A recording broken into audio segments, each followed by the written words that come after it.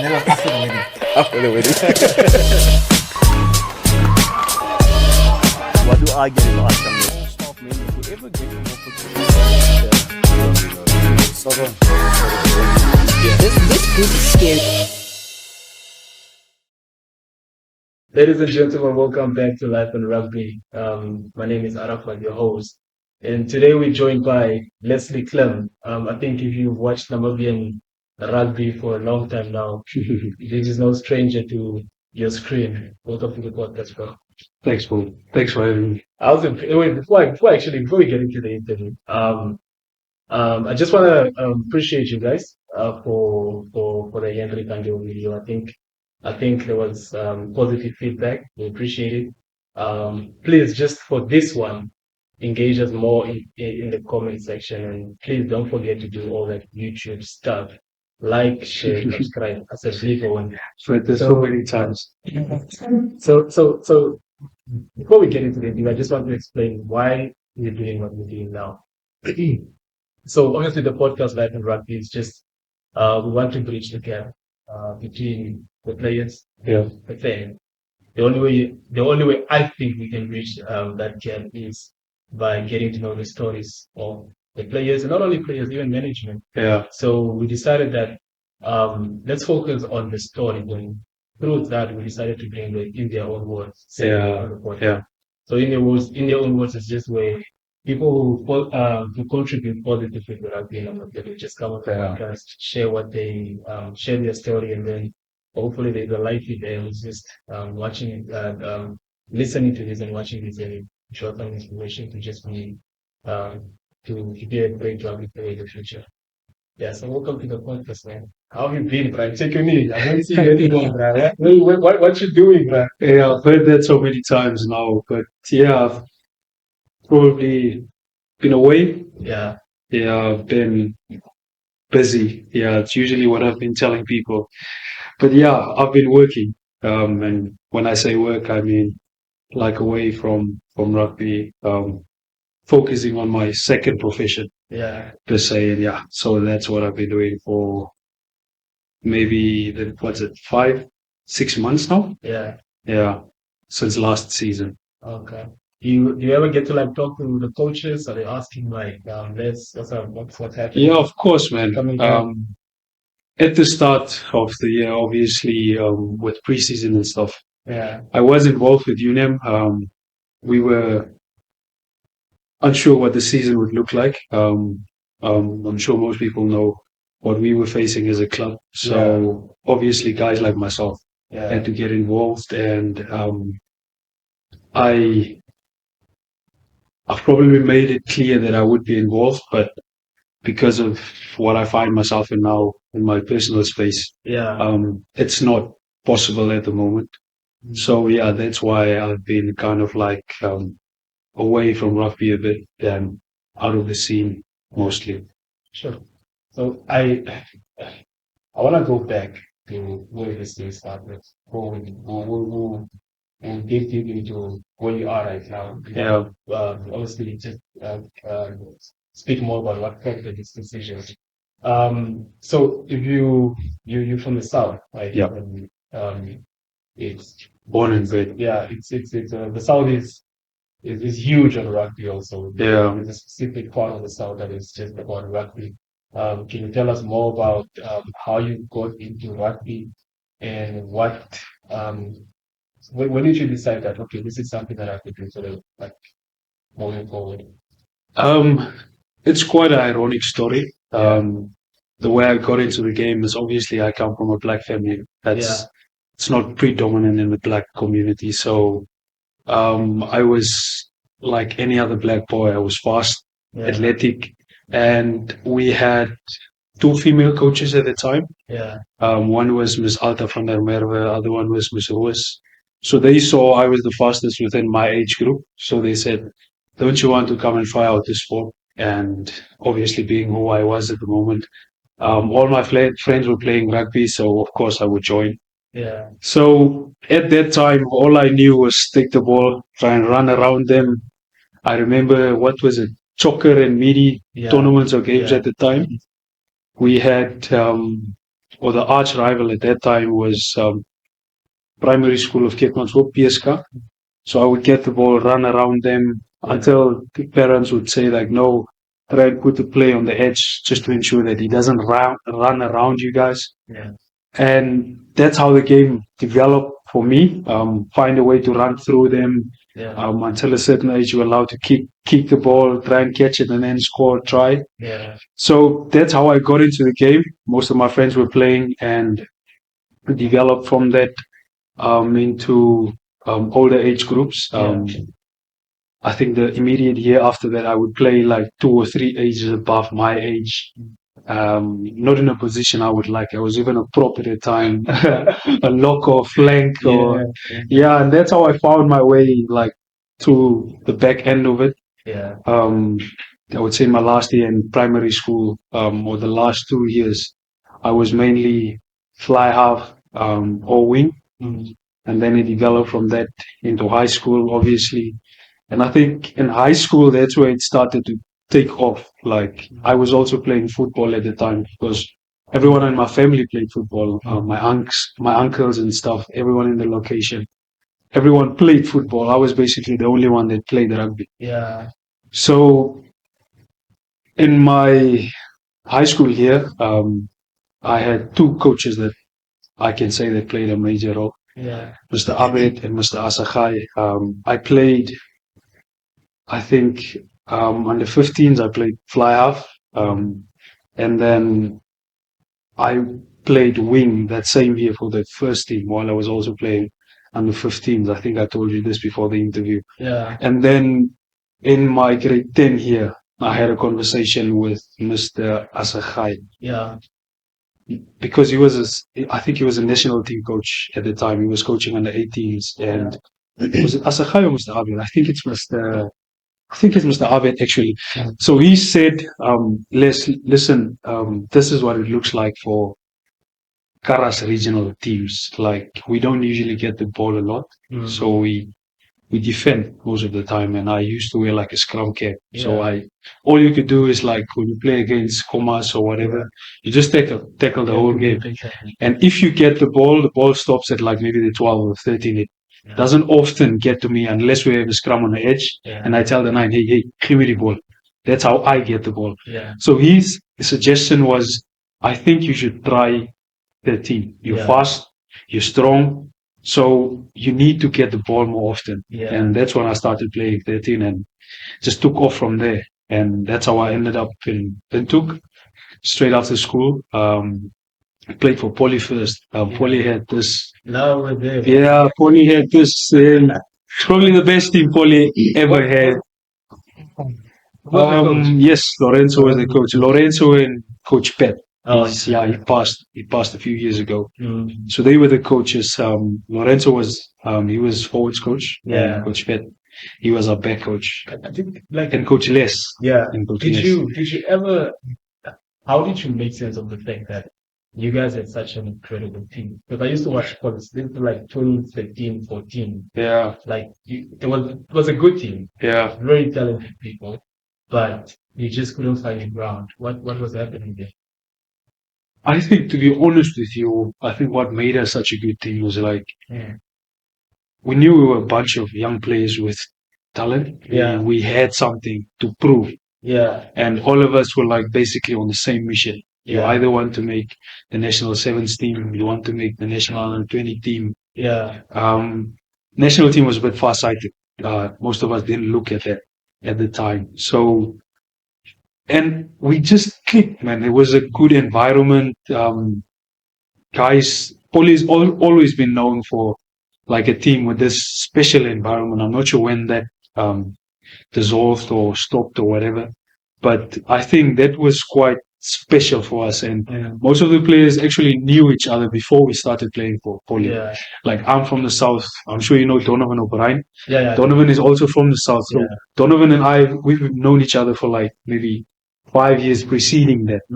So I think that's what also made the team so good. Yeah. And then what I also noticed that after that, a lot of the Poly guys joined UNAM. Yeah. And a lot of the young guys from suburbs also Like, So just taking all the young guys everywhere and just bringing them together. the What weird even thing, happened with you? that's actually controversy that started from that. I was actually the first one, of course, Yeah. because I was kind of like headhunted by Coach Jeff. Okay. I played for Poly, I think, 2 or 3 games. Yeah. So 2 games first. We had a tournament at UNAM. There was a guy from the south that played for UNAM at the time, Sergio Vantenaar. So Coach Jeff told Sergio, hey, listen, that boy's from the south. I think you're the best person to go and speak to him. So go and speak to that guy. Tell him I want to speak to him, or I want him to come and play for UNAM. So Sergio came, and yeah, story before that is I actually wanted to play for Suburbs. Yeah. But Daryl, he was a national team center at the De La time. Harpe. So yeah, Daryl De La Harpe. I'm not sure who was the other center, but I knew it would be impossible for me to come from Keetmanshoop. Boy, no one knows, to just come in and play first team at Suburbs. So I thought, okay, if I want to play Premier League, I think the best option is to go and play for Poly. Yeah. Then I get the chance to play against guys like Daryl, Dom, or whoever, and then test my weight against them to see, am I actually who I think I am? So that's why I went to Poly. And then when I went to Poly, Coach Jeff sent Sergio to me. Sergio came and I was like, can't go to UNAM, and I have this plan of going to Suburbs because Coach Roger was the under-20 coach at the time. Yeah. So I had to find a way that he kind of like notices me. So Sergio said, hey, listen, die coach daar wil met jou praat en hy wil hê jy moet vir UNAM kom speel. En so I just brushed it off. Ek sal kom met die coach gaan praat, wat. But I didn't. I just went home. And then they selected a national sevens group, so I was part of that group. We trained at the national stadium, and then he drove to the stadium, stood outside. Coach Jeff stood outside the whole training session. And then when we were done, Diergaardt, I think it's Diergaardt. Diergaardt was playing for UNAM at the time, if I'm not mistaken. Yeah, he was at Yeah, so someone came to me again and said, there's a coach outside that wants to talk to you. So I knew it was him. So I went, we had conversation in the car. It's a pretty deep one. He promised a lot of things, and I think we'll get into it later on in the interview. And yeah, that's how I ended up at UNAM. So when I left, the controversial part is that the coaches at Poly wasn't happy. Yeah. So Coach Lorenzo phoned me and he said, okay, there's a registration fee every player has to pay to play for a club in the Premier League, I think. Yeah. At the time, I think it was 350 or 250 or something. So I told Coach Jeff this story. I was at Poly at the time. I told, hey, Coach, Coach Lorenzo called me and now I have this money that I have to pay. And he said, no, it's okay, don't worry. So I went to class, came out of one class, and then he called me again. I'm outside, I'm at the main gate. So I went to the main gate. He said, okay, this is the 350 you're going to pay Coach Lorenzo, and this 150 is for you. So 150 is for you. So I just went, paid.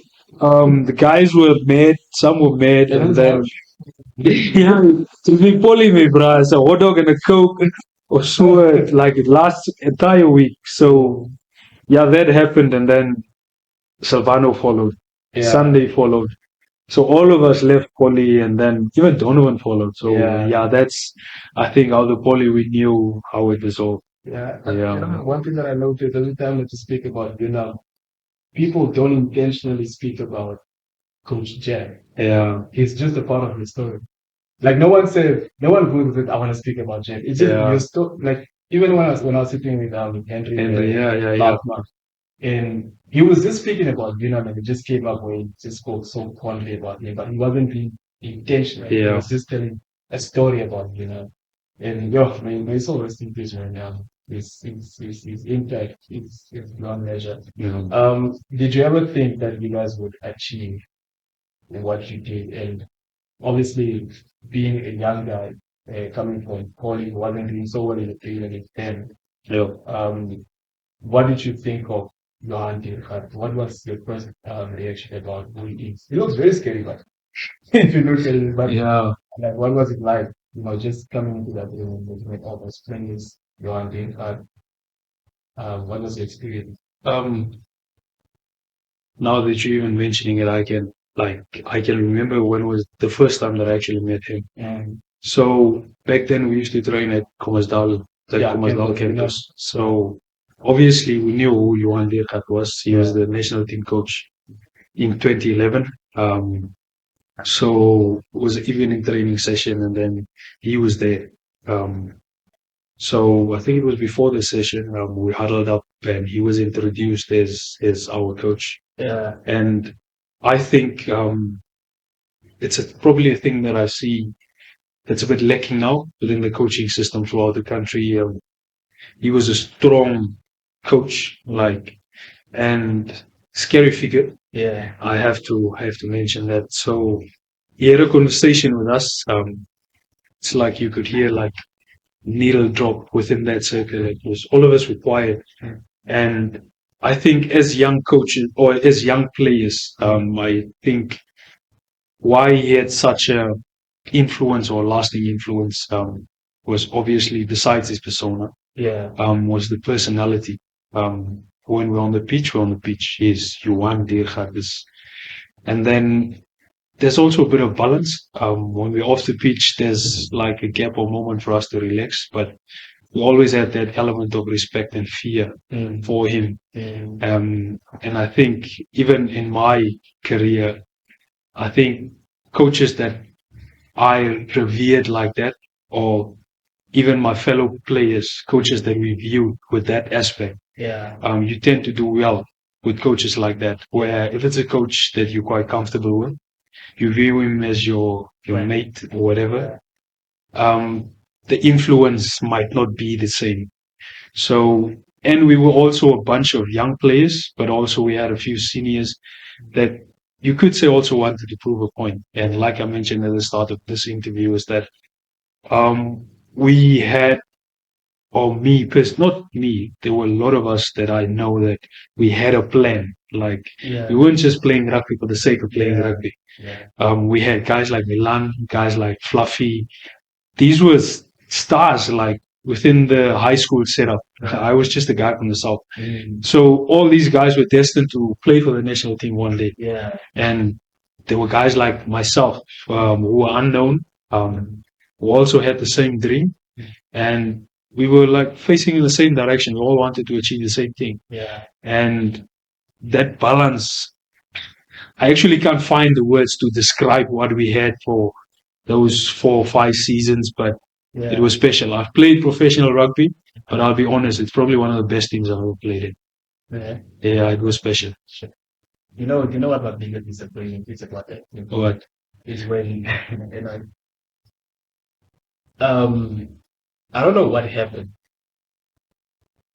NRU negotiated with Saru for the winner of the Premier League to play in SA. Yeah.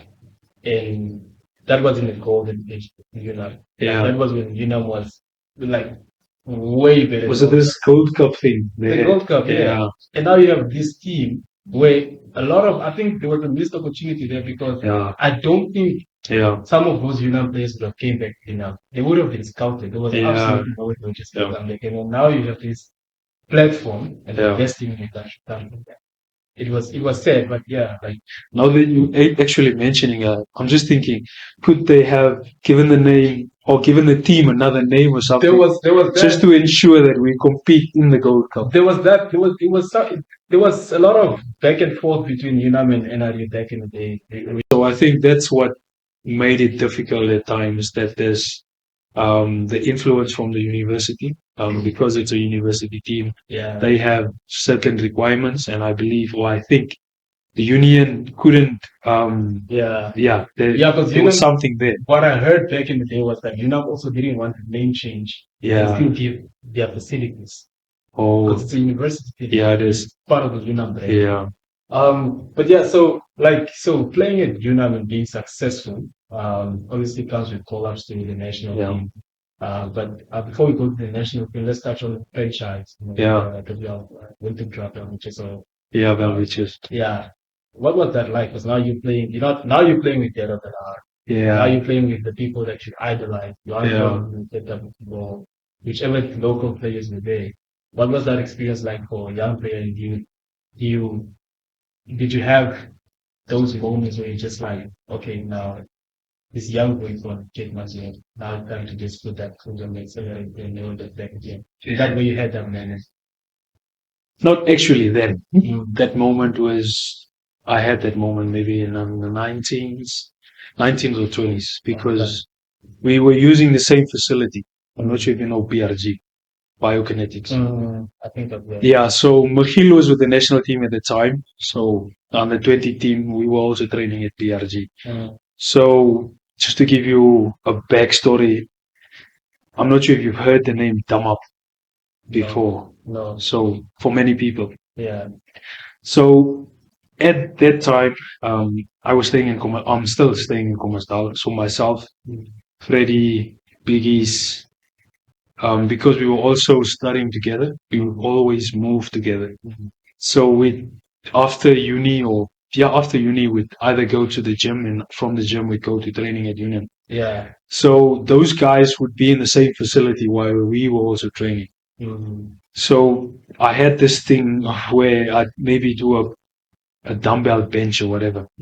So the vision has always been to be part of, or it started developing at that stage, to be part of the national team, because by that time I started realizing like, hey, it's possible for me. I can make it. Yeah. So I would like subtly mention like maybe a Diergaardt de la while I'm benching, or Johan Tromp or whatever, and they would be on the other side of the gym. So you'd make sure like when you press, the two dumbbells hit each other, because we had those iron weights. Yeah. So they would make like a loud noise, and they would like, look, who's making this noise? Yeah.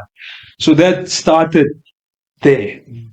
So when we went to Welwitschchias, I have to mention that it was a blessing to have them. Yeah. I never had an encounter with Daryl specifically. I also looked up to Zander. Zander wasn't there at the moment. I think he was still abroad. Pudding was also abroad. Yeah. They came later on. Yeah. So we had encounters with Daryl more often, and we had Koopie as well, Heinrich Smith. JC Greling was also there. Yeah. So you've always looked at these guys from afar. Yeah. And you think like, no, he's like this and he's like this. But when you actually meet him, you see, I've been wrong about this guy the whole time. So yeah, as a Jita. Yeah. So they actually took us in, but it was still a competitive environment. Yeah. Like it was very competitive. Like, because also it's not like that. Yeah, they like, know that this guy is the Nationale Center, and this guy just wants my sport. Yeah, so yeah, that was always there, but I have you guys losing so much for that. Who? Like the Welwitschchias, what was happening? Like, okay, first that answer that question, but also what's motivating? Like game out, was it demotivating in the time? No, not at all. The thing is, I think that's what was special about coaches like Lynn Jones and Phil Davies. So these guys were students of the game. Yeah. Like they obviously came from a professional setup. Yeah. So when they came, I think prior to that, I didn't know something like game analysis or those stuff existed. Yeah. Most of us. Yeah. So what they told us was, listen, guys, you guys you're amateur setup. Yeah. You're competing against professionals. At that time, we used to have like gym sessions 5 a.m. in the morning. Yeah. So I'll go to the gym at 5, and after that, I go to poly, and I go to class until 4 or 5. Yeah. Take a cab home, go to training. So my lifestyle is way different to those guys. Those guys, they get in like an 8 or 10 hours sleep. Yeah. They go to training. They have breakfast. They have weights. They have a back session. Then they maybe have analysis. Then they have a unit session, and then they go home and they rest while I'm on my way home and then going to training again. So the level of training is not the same. So it's actually it's way deeper than most people know. Yeah. So what they told us is, listen, you guys won't be able to compete with these guys. Yeah. The first year. Yeah. There's no way. You guys will get hammered. You guys will get 60 nil, 80 nil or whatever.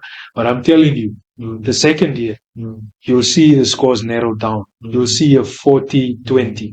You'll see a 30. That happened. So that's when we were like, hey, so these guys were actually telling the truth. There's something here for us. And that's when we actually started winning games. We hammered, what's it, Falke, we won against SVD. Border was getting combo. Yeah, we also, while Border hammered us the year before, what's it, Mapimpi, he was still at Border at the time. Yeah. So it was a cycle. They told us, like, listen, we're not having a short-term goal. Like, we won't be short-sighted. Yeah. The plan is to be competitive at the World Cup. Yeah. So for us to win a game or to be competitive with the All Blacks, we have to get you guys through this 3-year cycle. Yeah. And then the 4th year, you guys will be able to compete with the All Blacks for 60 minutes. After 60 minutes, unfortunately, they will win the game. Yeah. Yeah. And that actually happened. So that's 2015 is when Johan Diergaardt scored that try, right? The World Cup was 2019. 2019. Oh, the World Cup, yeah, it's 2015. 2015. Yeah, it's 2015. Yeah. Like you could that field is coming, I think. Yeah. You could just see that. Yeah, and then he stayed for 4 years. Yeah. Next World Cup cycle, and then he left.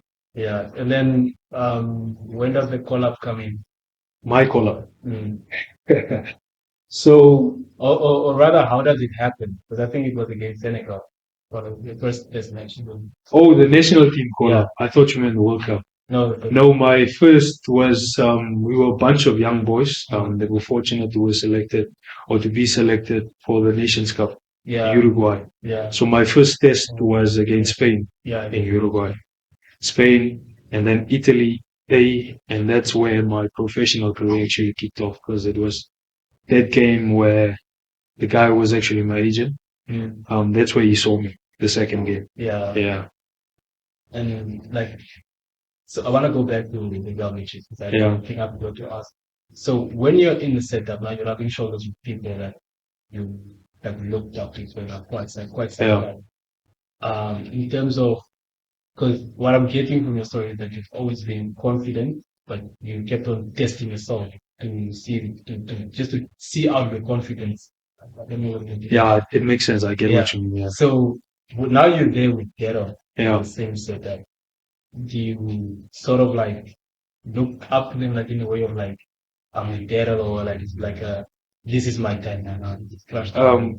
The weird thing about me is I had this conversation with my partner's brother. He's in the national setup now. I had this conversation with him last week, a week ago.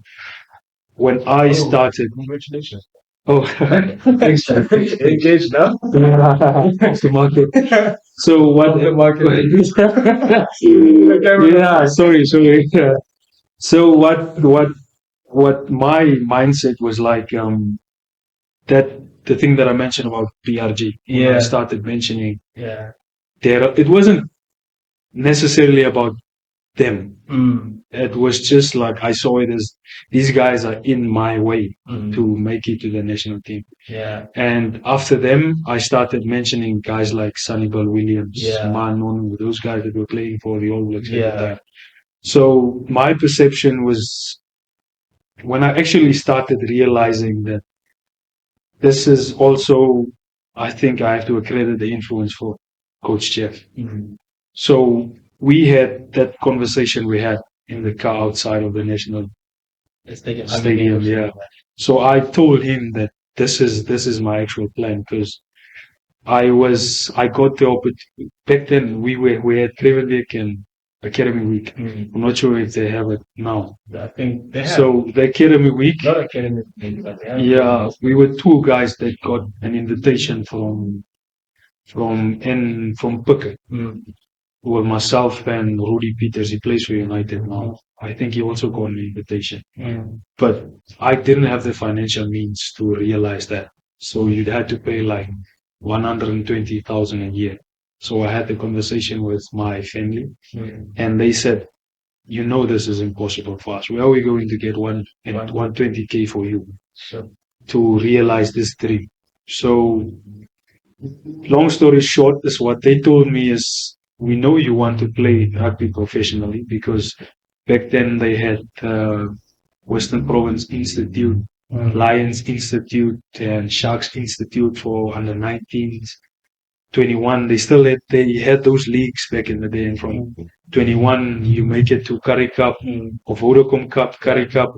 So that was my dream. That's where the dream started. Yeah. But obviously I couldn't do it that way. So what they told me is you can take the long route.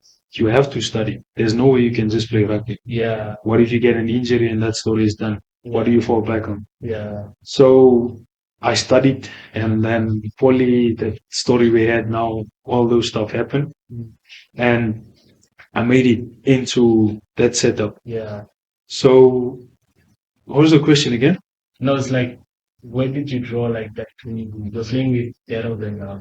Oh, yeah. So when I got into the system, my focus shifted from them to guys that are actually performing on the national, like on the tier 1 international scene. Like I knew this can be possible for me.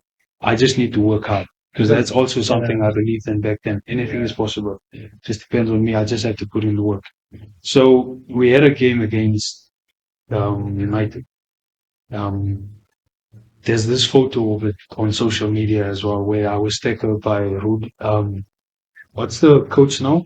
Robbie and Phil Nashika. Yeah. I did an offload across his head. Silvano caught it. He scored, which is a good game, man, because I think we were advantaged, because you play one weekend, you play maybe against a Curry Cup team, and then you come and play club rugby. So you could see the difference between some of us and the guys that were playing club rugby. So after that game, Except for you now.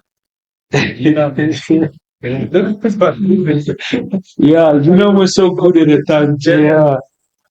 Yeah. So after that game, he came and he told me something in my ear. I don't want to share it, because it's something dear to me. Who was that? Coach Jeff. Yeah. Yeah, you know how big he is. So he came down. I had a good game, but he came down, whispered it into my ear, and that's a confirmation that I needed.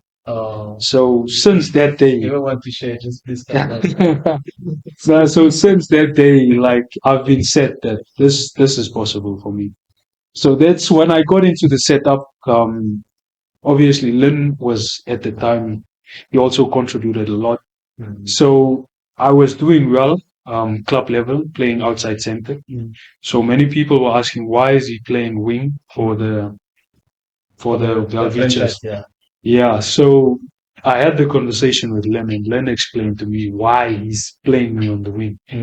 And he told me, or he challenged me, and he said, if you want to play 13, I've explained it to you now, how you have to work your way in. So I just did that, and that's how I found my way in. Yeah, into 13, and then, the rest was history. Sure. So we spoke about the national team, but let's quickly jump before we come back, because I know we will come back to the national team. Yeah. We've got this question. So your rugby career has kicked off, especially after the Nation Series in Hawaii. Come back, you're playing franchise, you're playing in a very good domestic team with UNAM. I think conditioning wise, you're getting everything that you want. But remember, you said that when your family said we don't have the $120,000, that was a straight gateway into the SA system, Junior setup. the junior setup. Now, when you take the long route, you still end up at that SA setup, but now with the franchise. So when do you get the call through your agent that, hey, listen, Ospreys have just contacted us? Or how does that happen? It was actually with the national team. Yeah. That was, I didn't realize it then, because he tried to reach me through Facebook. So after the Italy game, I scored 2 tries. Yeah. And he sent me a messenger on This is Facebook. 2018. This was 2016. 2016. So he reached out through Facebook. So we completed the Nations Cup. Yeah. We came back. When we came back, we still had the African Cup. So that African Cup, I think I read the message before that. Yeah, so he would say, or he said, no, listen, my name is Richard Ems. I'm sports agent, a rugby agent. This is my agency. And if you think might not be legit, you can have a chat to Phil Davis. I know him personally. So I responded. We had a back and forth, and then I mentioned it to Coach Phil. And then Coach Phil spoke to Coach Lynn as well, because both of them are from Wales. And so both of them were aware of this. So when I came back, he told me, okay, listen, or I told him, I'm still studying. So what he said was that he's an advocate for guys always having something else to fall back on. So his recommendation is that I finish my studies or finish the year back home. And then send him a video, like a compilation of national team games, because the clubs abroad need to see you like at test level. Test level. Only games we have is like tier 2. We don't have tier 1 games. Every now and then the national team is playing against Italy now. That's a tier 1 game. So we only have tests against clubs like countries like Spain and stuff, other than the African countries. Canada. So he said, do the compilation and then you send it to me. So we finished was it the Vodacom? No, Curry Cup. Curry Cup and the African Cup. So I sent the video. And then just a week after that, it wasn't a long time then, he came back to me and he said, no, there's Rotherham Titans want you now, immediately. They want you now. So I said, it's impossible because I have exams next week. So he said, okay, cool. Just write the exams. And so Rotherham Titans, they were before they were relegated. So I was actually going to go to Rotherham Titans. But then Lynn wasn't keen on it. I think he also coached the Titans. He wasn't keen on it because they were going to be relegated.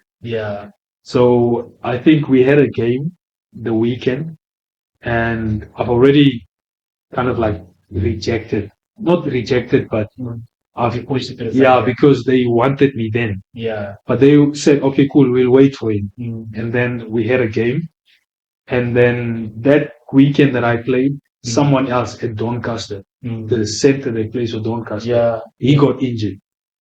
So Doncaster reached out as well. So they were like, no, we need a injury jockey. We need someone now. So these two clubs, these two rivals, I had to choose who I will go to. Are they also fighting? No. Contractually, are they trying to beat? No, I wasn't asking that question at that time. I just needed an opportunity.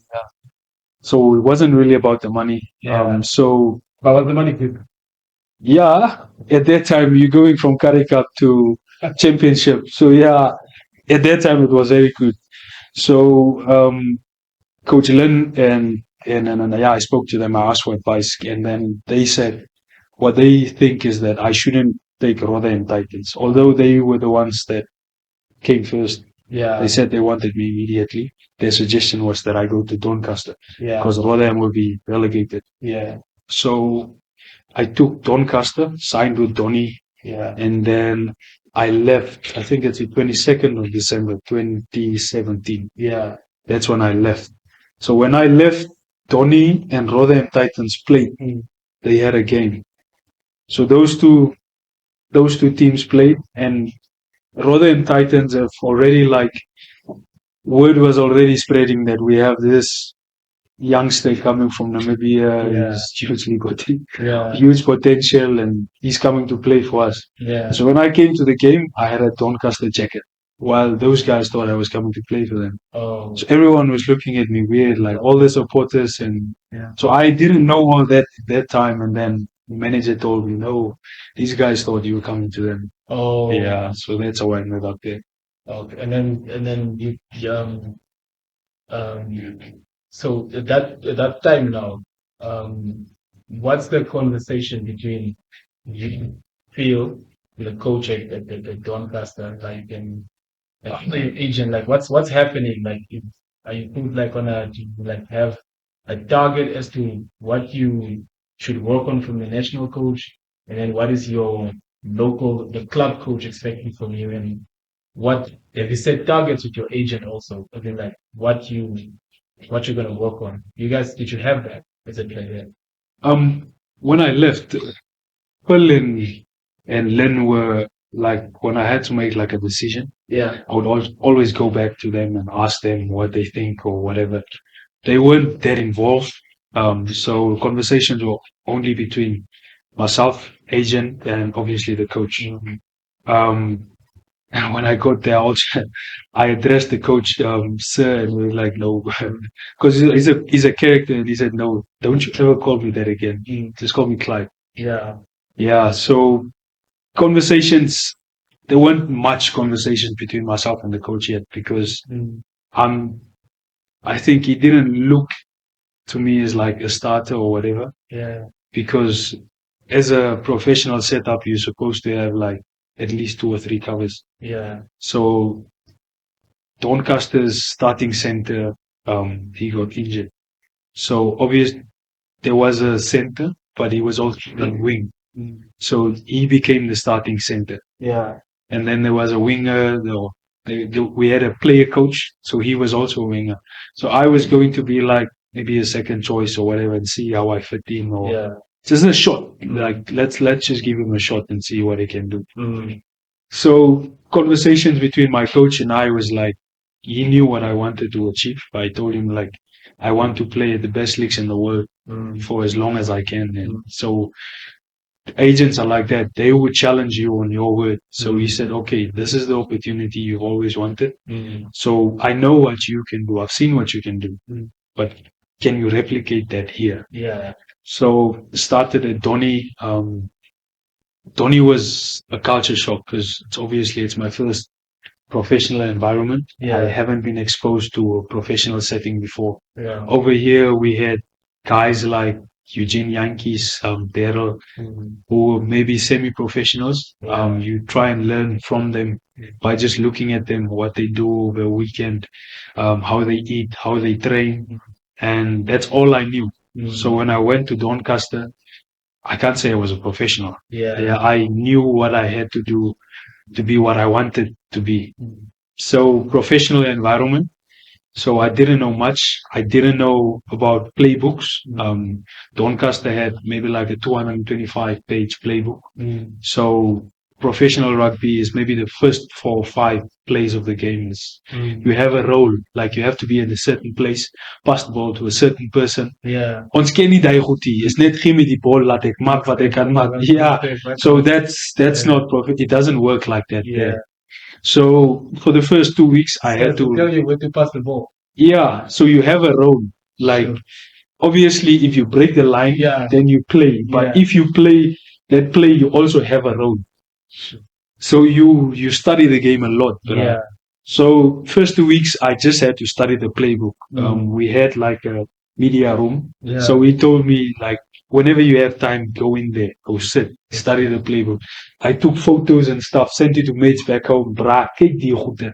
Ken nie die goeie nie, bra. So that's what it was like.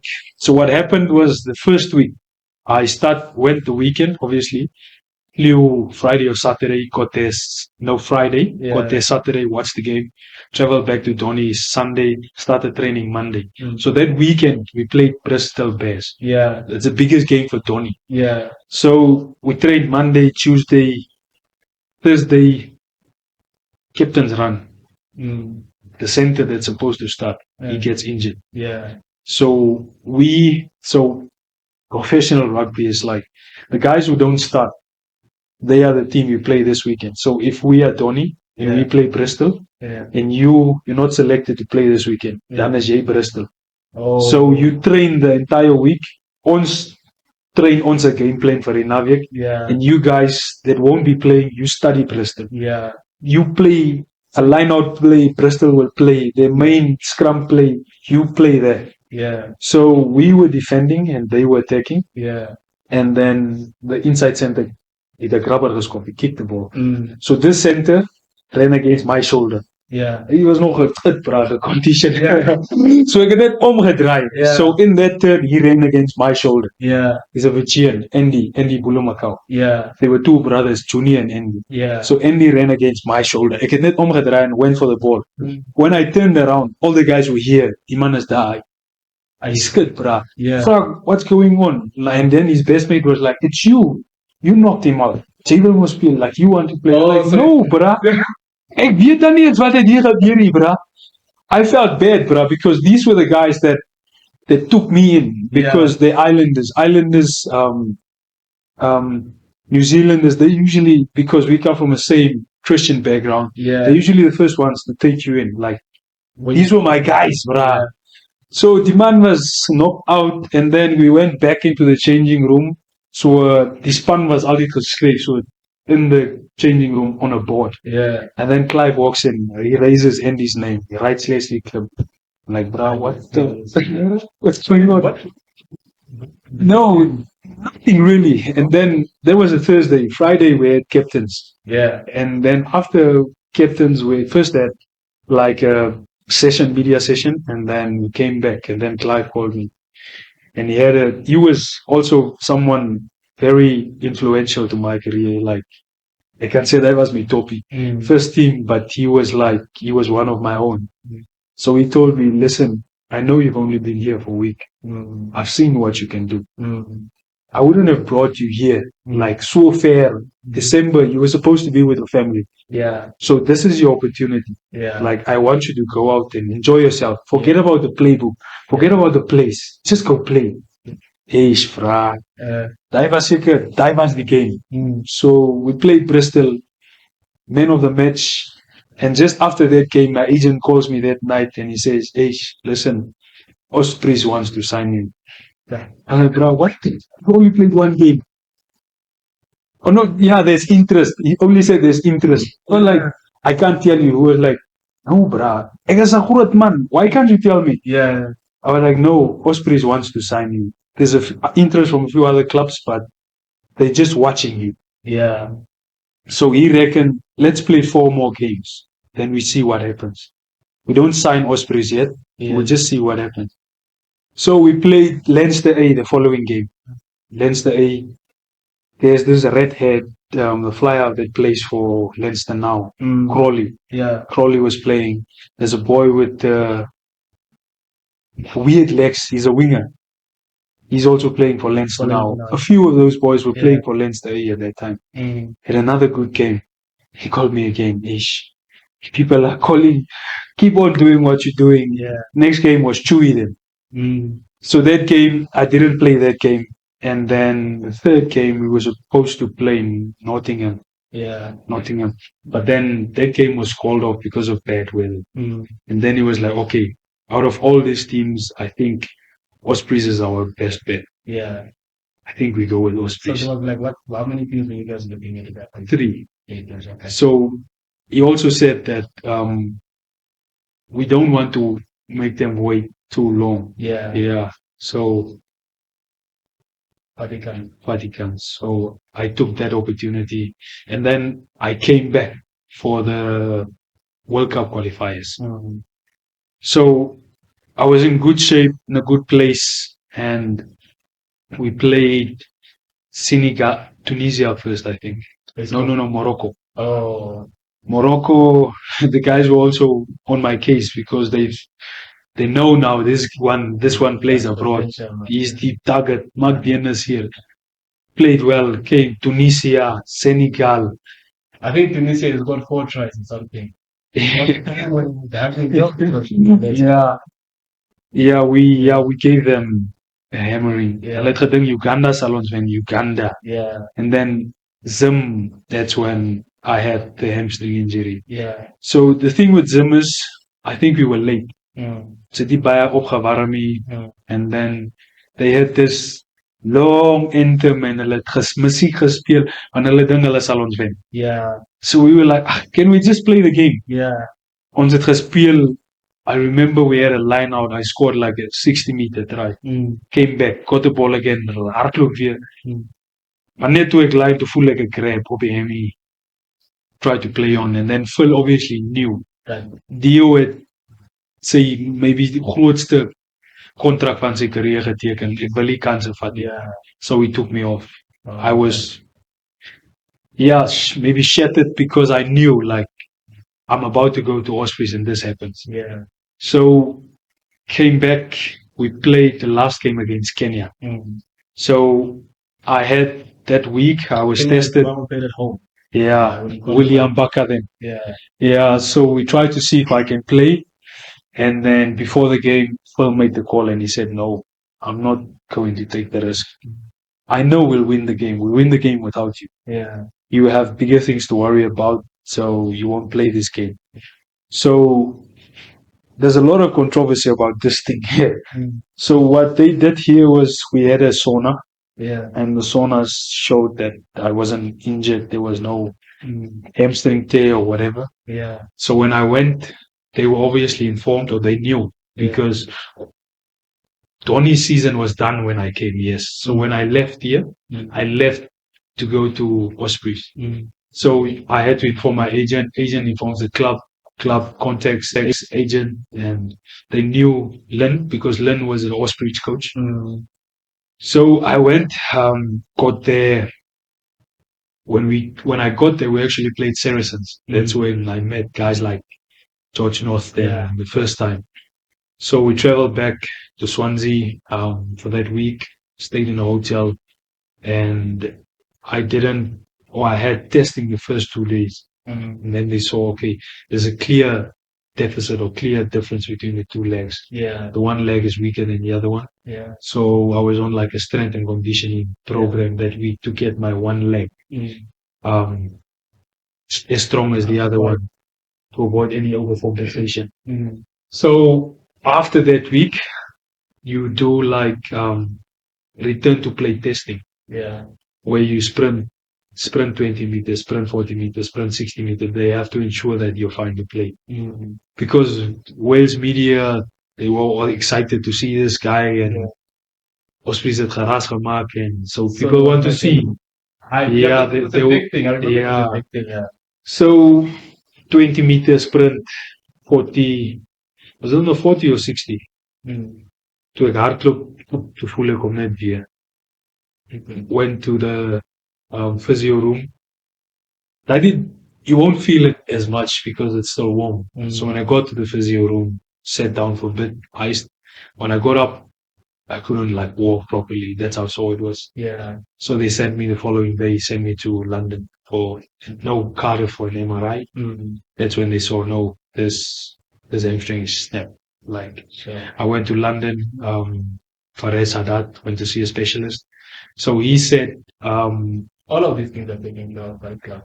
Yeah, but this is something I found out 2 years ago when I had the knee issue here. Yeah. So the story was that the club wasn't happy that they were informed I'm not injured. Like it was just a strain. It's not a tear. Yeah. So obviously when I got there, they realized that it was a grade 2 tear, like 3 years. That's off. 3 is usually when there's discoloring. It's like it's off, completely detached. It was a tendon, it wasn't a muscle. Yeah. It was here, semitendinosus. So what they said was like, we're unhappy that you guys weren't honest with us. We'll pay, but obviously World Rugby obviously it's a governing body of rugby. So there's a fund that goes to like insurance. It comes to Namibia. Oh. Yeah. So Ospreys was paid, they were paid a certain percentage. Yeah. From the money that's supposed to come to the country. Yeah. They were paid from that. And obviously we were supposed to plan for the World Cup. Yeah. With that money. And some of this money went to Lesley. Yeah, so this was something I found out 2 years ago. So the operation was had, or before the operation, the specialist said, we reckon, or there's because there's a few sprinters that also, if you snap your semitendinosus, there's a 30% there's a 30% or what, or some athletes can sprint as fast as they did, even though it's detached. So the club was like, okay, we've only signed him now, so we'll take this alternative and see if it works. And I went back. I think it's 4 or 6 weeks of strength and conditioning. Did the test again. And then the first gap was, I think, 2.5 centimeters where the tendon snapped. So sprint, and then that gap got bigger. So the club was like, no, we don't want to take any more chances. Like, speed is one of your main strengths, so we have to fix it. So what they do is they scar the bottom bit of the semitendinosus and they attach the front bit to your semimembranosus. Membranosus, it's the bigger part of the hamstring. You have biceps, semiten, semimem. So they attached it to the so they attached it to the big one.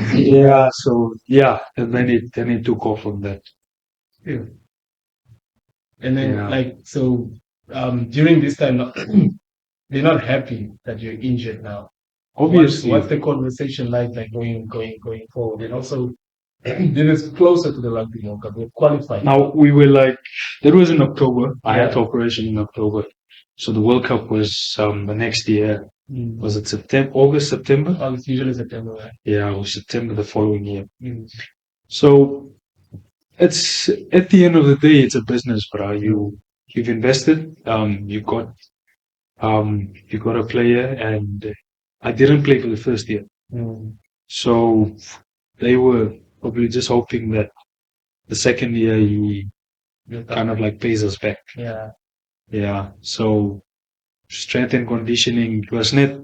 It was like, how much was it? 4 or 6 months. Alan Woon was also injured at the time. Few senior boys or Welsh boys were coming back, so your schedule is usually different to the main group, and you work the hardest. You're the first one to come in, you're the last one to leave. So it was a tough time, but it was also a good time for me. Away from home. First year I had an apartment in town, so had the operation, went back. When I got to the apartment, the lifts weren't working. I had to take stairs, lift on the 3rd floor. So club arranged a shuttle because I couldn't drive. So this guy picked me up, drove me back from London to Wales, Swansea, and then we got there and he was like, I can't let you go up. Like, I have to help you. So I probably walked like 30 or 45 minutes from my room. So you were never tempted with the life of the bellies, like nightlife. So that's a big thing. Haven't you heard? We went to Wales before that with Tisa. With Henry. So, and you can ask those boys about Wine Street. It's like Long Street. If you come out of one club, there's another club. If you come out of this club, there's another club. It's a street, just clubs and pubs, and it's like that. So I live just up that street.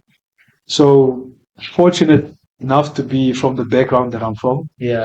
So if I didn't have the discipline or the head that I have, I probably would have lost myself. So that was probably the fortunate part about it. What's the day-to-day life of a pro rugby player? So you get into the club 7:30. 7:30. If you're injured, sometimes you have to be there at 4. I at 6. Like I said, you're usually the first one in and the last one to leave. Because then you come in, you do weights. When you come from weights, the other boys are coming in. You guys have breakfast. After breakfast, you usually split. Backs will have maybe a gym session. Forwards will have a video session. When we come back, then we have skill session all together. Then we swap. Then we will have a video session, and then the forwards will go to the gym. And then you come back again. Then you'll have maybe an hour or so free, few meetings, whatever, one-on-ones, whatever. And then you'll have lunch. After lunch, then we have our main session. And then after the main session, if you're injured, then you have your another session, and after that, then we all go home. So it's work. It's work. Yeah. 8 to 5. Yeah. No, it's not 8 to 5. It's like maybe 7 to 3, 7 to 2, Oh, 7 to 3:30 the latest. sure. But I've mentioned it to a few boys here that it's tough. Like the boys compete with everything, bro. Yeah. Even just drinking coffee. We try and see who's drinking coffee without sugar. Skin folds, gym, Seriously. anything. Alles is competitie, bro. Yeah. And if you're losing, you hear about it. So your kop moet sterk wees, bro. So, but it's nice. Yeah, it obviously gets the best out of me. Yeah. So I just before we get to how the Ospreys contract then now ends. Yeah, I'm sure there's a likely that we just had at the 20s we won Yeah. the 20s. that's actually a good thing. We Yeah. haven't won in a Yeah. couple of years. Since 2018. I'm sure those guys are watching right now. Yeah, What's the money like there, bro? money. Yeah. Because you told us like the day-to-day what Yeah. happens, but like money-wise, Yeah, is it something you've never seen before? Like, I'll be honest with you. Like, I've always believed that, although I wanted to play professional rugby, yeah, this was bigger than me. It was Yeah. not about me. yeah, As a young kid, I remember having a conversation with my mom on the stoop, and I told her that one day I will play professional rugby. I'll build you a house. oh, So my background, the professional rugby was for me, but it wasn't about me. yeah, It was about creating like an opportunity for my people, yeah. building a house for my mom, trying And you to did that. not yet. Oh, okay. No, not yet. Okay. To my mom passed in 2011. Yeah, Yeah, but the dream still kept on. yeah, So it was about creating a lifestyle probably for my family, but it's my dream. It's a dream that I wanted to achieve. And of course, yes, I wanted to show that although I'm from Keetmanshoop, boy from Zeeplachte, we can do this. Like, yeah, if you work hard, anything is possible. yeah. I won't say I'm one of the most talented boys. I've seen boys that are really talented, way talented than I No, am. but you're extremely, but you're just being humble, bro. No. I can see humbly. Talking about Namibia. Yeah, bro. But I won't lie to you. When I went to the UK, the first time I got to Doncaster, Yeah. I sent a text message to a friend of mine, Lane. He's one of my best mate. I told him, bro, Yeah. daar's so baie ouens by die huis wat hier moet wees. Yeah. TC Okay. moet hier wees. Okay. Fluffy moet hier wees. Milan moet hier wees. Like, these boys are just working hard, So, bro. think about months or something. We had at Doncaster, we had the player coach that I mentioned. He was the strength and conditioning coach, but he was also a winger. Yeah. But the storm, the reën, die man staan in skoppalle. Oh, man. Die man het die beste rekord in English Championship rugby. Dit reën klip hard. Die man staan in skoppalle. Sê vir my wie sal dit doen? Daar's iemand die, bra. And I think that's the distinguishing factor between maybe myself and any other player. Yeah. There are so many talented players here, bro. Yeah. But I've only seen that in a few of them. I've seen it in Prince. I've seen it in Peter. They're not here now. Peter Diergaardt. Yeah, so that speaks for itself. Like, you can even just see the culture and the conditioning. yeah, it doesn't come by itself, bro. And besides that, I believe, the humility you just meant, I said now. There's a level of modesty that I believe you need to have. A chip on your shoulder is fine, but there's a fine line between that and arrogance. Baie ouens say, like, I want to play professional rugby. But now, I think it's just something people say. Yeah. What are you doing to make that dream actually an actual thing? Yeah. Yeah. No, let's just touch on what happened at Osprey when you coming back home. But I want to speak about, make sure it doesn't entire me. But like I said, you're interested in the story. Yeah. So It's fine. at Ospreys, when I obviously started playing the second year, things actually went up the second year. again, what happened at Donny happened at Ospreys as well. Yeah. After the World Cup, went back, played first game against Munster. After Munster, we played Worcester Warriors. Worcester Warriors, because back then it was Pro 14. Yeah. So it's Pro 14 first, then it's European weekend, then we have maybe 2 or 3 games, Champions Cup. I was very fortunate as well to be at Ospreys when they were playing the Champions Cup. Can say that I'm maybe one of fortunate 4 or 5 of us Namibians that played Champions Cup. So played Champions Cup, had my best game for the Ospreys in the Champions Cup against Racing Metro. Yeah. So that game, scored 2 tries, went to the toilet. Into the toilet, there's this guy that comes and was like, "Are you the number 14?" I was like, "Yeah." And they're like, "No, the guys there in the boardroom are talking, they want to sign you." Sure. Text my agent, "Hey, bro. These people are saying here that they want to sign you." And then he was on it, went back. I heard that it was Edinburgh and was no Racing. Yeah. So, but unfortunately, that fell through the cracks. Edinburgh signed Duan van der Merwe, which wasn't a mistake. Yeah. And I'm not sure. Yeah, That wasn't a mistake. Yeah. Solid signing. And Racing signed, I'm not sure who they signed, but they also signed someone. So I stayed at the Ospreys. And then the thing with Wales is the Welsh Rugby Union was going through a tough time at that time. Yeah. Yeah. So that's maybe that was the start of that was the start. Yeah. So what they said was like the clubs they had, I'm not sure, I don't want to call it a mandate, but what I was told by the director of rugby is that the predicament is that Wales Rugby Union funds the club a certain percentage. Yeah. But Ospreys, I think we had the most foreign players. Oh. But the thing with the union is that if you have a certain amount of Welsh players, you get a certain amount of funding. So they were like, okay, if we let go of Lesley or what they said was, we'll keep the guys that we need, the unreplaceable positions, like a tight end. Welsh, Wales, they don't have like good tight end props. They kept Mafu, Fia, and Tom Botha. Tom is still at Ospreys. Mafu, he moved on. And Big G was Moldovan. You probably heard about the guy that benches 260. What they let go of him. I had to go, and who else? But some of us were on the Salat line. Yeah. And obviously they could get more funding. But what they said was like, or not what they said, what came at that time was like, we played this when we don't have like a game, there's usually, or there's a club season like we have here. So what they said was like, they will release some of us to go and play club rugby if the club doesn't play.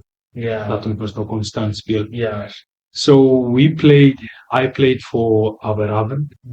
There's another center that's from Wales that played sevens for Great Britain. He was also saying, no, we won't renew your contract. And the two of us were playing center against each other. So Jersey Reds were looking for a center. But obviously they can't just give me or give Tom.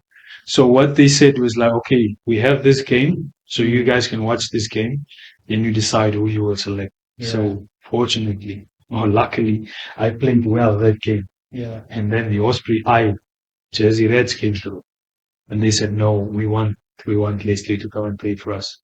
So because Osprey won't renew my contract, they said, okay, fine, we'll release you to go and play for Jersey Reds. So the game was the Monday. I left the Wednesday. Got there, supposed to play the Saturday. But that's when COVID actually happened. And then the Saturday game was called off. We had the weekend, and I think that Sunday, it's 2 weeks following that, they said, no, all the borders were closing, and Daryl and Cleven and Prince, they were with Phil in Leeds. So they were on the last flight, or they booked the last flight back home. So they asked me, Daryl texted me like, hey, when are you traveling back? And I told him, no, it's fully lekker. I even thought I had COVID. I shall not check. They said, no, Kazi, we're on the last flight back home. So if you're not on this flight, you can't go home. Yeah. Then I had to book a ticket, brah. Book a ticket. Then all of us, we came back home. Oh. That's how we ended. Oh, that's when I came back. Yeah. And then while I was here, I had interest in France, and it was Tel Aviv. Yeah. And there was, I think we had African Cup again. So I was like, okay, 2021. yeah. So within that time, that's the African Cup. You're vice captain, man. yeah, Ivory Coast. where we lost. Yeah, there was that one. So yeah, World Cup. yeah. How does feel the history that you are part of this plan then? Eish, What the bruh. experience like? There was so much happening with me. So the thing is, that was when I got back from that hamstring injury. I came back. I was fit to play, but then Ospreys, they were still unhappy most. Yeah. Ek het nie die goed geweet nie. They were unhappy, but now I know why they were unhappy. Yeah. So what they said was like, because of what happened, you guys sent him to us while he was injured, and then he tore his hamstring on that side. So he's not going to play. We played Southern Kings. We played Southern Kings. So they said, I won't be playing a game that's not a test. Because the club can you net release for test games. Yeah. So I can't in the Kings gespeel. Yeah. So Phil, he was so good with this.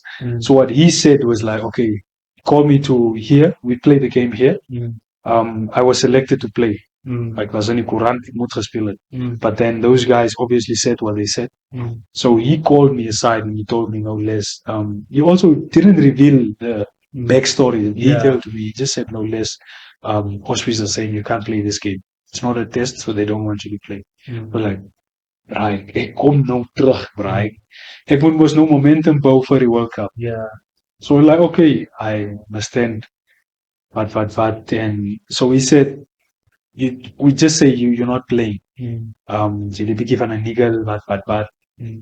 And then we went to the coast. We had another game against Southern Kings on the coast. We were like, okay, and yeah, he said you'll play that game. He said we won't play you here, but you'll play that game. Yeah. When we got there, braai is weer ek speel. And then he usually said, yeah. What he said is like, come see me in my room. Yeah. Yes, so the first time he said that. Yeah. So I knew I don't associate that with something good happening. Yeah. So toe hy my in swak op weer sê, kom sien my in my kamer toe weet ek, this is not good news. So he called me in again and he said, it's the same story again. They don't want you to play against the Kings. But because of that, I'll tell you now that you will go to the World Cup. Oh. So ek het al a month to say a month before that. So you were in his plan. He was not allowed to play based on what was happening behind the scenes. Yes. And there was a lot of young guys in that team. Going to the 2019 Rugby World Cup, you're playing Italy, you're playing South Africa. Our first game was Italy, then we played South Africa, then we played the All Blacks. Last game we were supposed to play against Canada. Yeah, and it was called off. That was also a great World Cup because all of the young guys that Phil Dennis took a chance on showed up. Most of them really played well. You guys really played well. Now, in that setup, like playing the Rugby World Cup, and I want to understand this from a player perspective, and please be open as possible. Yeah. When Namibia is losing, right? Yeah. The Namibian doesn't know that there's so many things as to why we play the game in the Rugby World Cup. Yeah. Can you just break down to us that you are 40 points, for example, behind South Africa, like halftime? Yeah.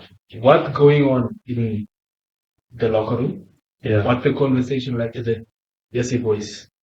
What's happening? And also the Rugby World Cup itself, the huge scores. what's the mentality of the national team? Phil, man, actually Phil, but Phil and Lynn was like, they were process driven. Yeah, So Namibia has been in the World Cup how many times? 7 times. 7 times. We haven't won a game. Yeah. So, bruh, it's I don't want to say it's unrealistic, but you can't compare us to South Africa or to the All Blacks. Yeah, like Not at the moment. yeah, let me like just say John Hines put it perfectly. yeah, All people in the rugby community know like that amazing. But Yeah. for average fan, just to give you a very simple way, let me put it in a simple way. Namibia scrum against the scrum of Namibia scrums against a union that generates $1 billion. So the guys that you are working with, most of the players play work the 85. yeah, Those guys have to go and scrum against people whose union generates millions, who Yeah. billions into their game. So it's not. Yeah, it's not necessarily just about money. There's, bruh, we can sit here and talk about that the entire yeah, time or night, but it's a deep conversation. But yeah, to tell you what Phil said is like, South Africa wasn't the plan, or we used South Africa, we used the All Blacks, we used Italy to win Canada. If we played Canada, that would have been the first win. yeah, We were close the last World Cup. I think so. We were very close. Last World Cup was Georgia, and then now it was Canada. Was the typhoon happened? What is that thing in Japan that happened? Yeah, cyclone. The cyclone. Yes, if the cyclone didn't happen, we would have won our I first think we game. would have gotten it. Yeah, so that was the plan. So what Lynn told us, what Phil told us is, okay, with South Africa is one of the most physical teams in the game. Like, I was on the wing that game. Every play that we were defending, I defended 3 players. So that's why the Ospreys was so, like, it was a blessing. Like, I was fortunate to be at the Ospreys. Well, first Doncaster, then the Ospreys. When I got to Doncaster, I was an attacking player. Just give me the ball and I'll play. But we had a league coach. Most of the attack now in World Rugby is what the league is doing. Yeah. So there's work-ons and you have one-on-ones very often. So what I said was like, I want to get better my defense. Yeah. Because defense and attacking is not the same thing. Yeah. So when I got there, dan word ek miskien op defense op 13 gesit. So what the guys would say, guys that are next to the field, they would say, let's make the read. Like, make the read, what read? Wat moet ek read?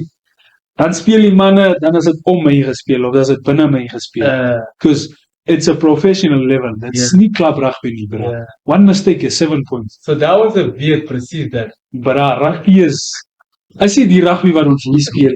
Like, that's why last year it was, I'll be honest with you, it was very frustrating. Watching me, No, playing. Playing. Okay. Because you want to get the players to do what you know, like what you see. But it's a bit unfair to expect that from them. They were not so it's also part of the reason why I stepped away. Yeah. Like, but yeah, that happened. So when you play against, as you miskien die game gaan kyk, you'll see that I played against Spool. So I would have Lucanio as Warikalan. And then it's shut one guy down and make sure he doesn't pass the ball. Yeah. If you miss it, Braz, South Africa, it's 7 points. Yeah. It happened once. So that's what it was like. So this hoekom die professional rugby, that's why it was good for me. That's why I can say it was a blessing in disguise. And then when we came here, we play against South Africa, then you sharpen your skill. Because Phil told us, okay, against South Africa, it'll be a very physical game. So we'll be with them for 60 minutes. We can keep them for 60 minutes. But after 60 minutes, he's fine. We had focus on the ruck time, what he wants the ruck speed to look like, what he wants the scrums to look like. When we have the ball, what he wants us to do. We had KPIs for everything, bro. And we ticked those boxes. So even though we lost as a squad, we were not satisfied, is probably not the right word, but we've achieved our goal. Then we move on to the All Blacks. We play against the All Blacks. 60 minutes again. First game was 40. Against the All Blacks, Brana, I game was in movie. Can we just play again? Because that game was so quick. Yeah. The intensity is so high, brother. But you don't have time to think. As je denkt, shoep is weg. Shoep is weg. Even if you have the ball, bro, you... And they are fast at the breakdowns also. It's so fast. Ruck speed for them, what was it? Maybe 1.5, 2. Aaron Smith, I was bred better. Just gets there, shoop, ball is gone. Shoop, ball is gone. So if you have a heavy stit that's not folding, it's an overlap, then it's my problem. And I have to defend 4 guys. It's tough, right? It's tough. So we had a plan, bro. Yeah, so that's what I say. The rugby people know, but Namibia doesn't know. Namibia is large. Because remember, the rugby community is small. Yeah. It's not like vast. So I think maybe it's something also that the NRU needs to, they need to invest into their media a lot. Because like listening to you right now, speaking about fieldings, you've met all of the KPIs. So which means, now imagine as someone who's so passionate about rugby and his nation, and you guys are, your face, it's impossible for you to show, you are disappointed that you lost, but you can hold your head up high because you know the backstory.